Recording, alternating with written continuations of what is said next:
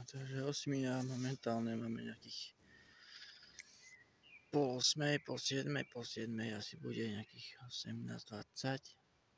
Je neskutočné, že tie 8 sú ešte stále aktívne. Stále zabúchávajú dutinky. Už je ich kopec zaklepkaných.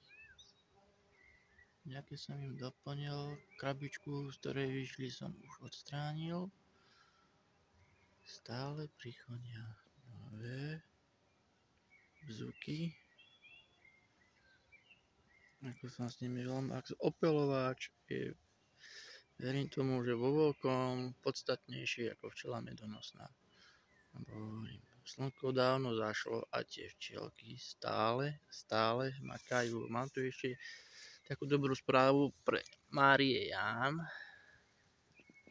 Kompletne zamurovaný, tak uvidíme, ako sa im bude dariť.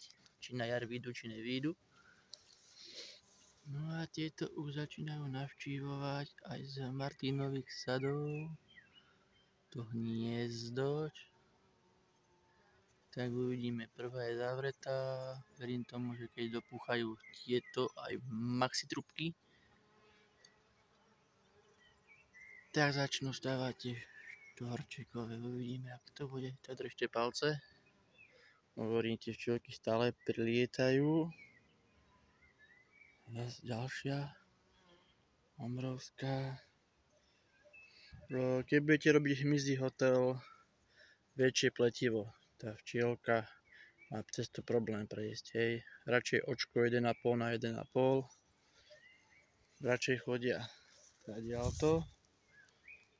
Som si všimnul, ako teraz tie včielky asi niekde začínajú sa ukladať, alebo sú na stromoch, ale keď sa pozrite, to je stále prílet. Nejaký odlet, teraz tam jedna behla. Je to nádherné, makajú.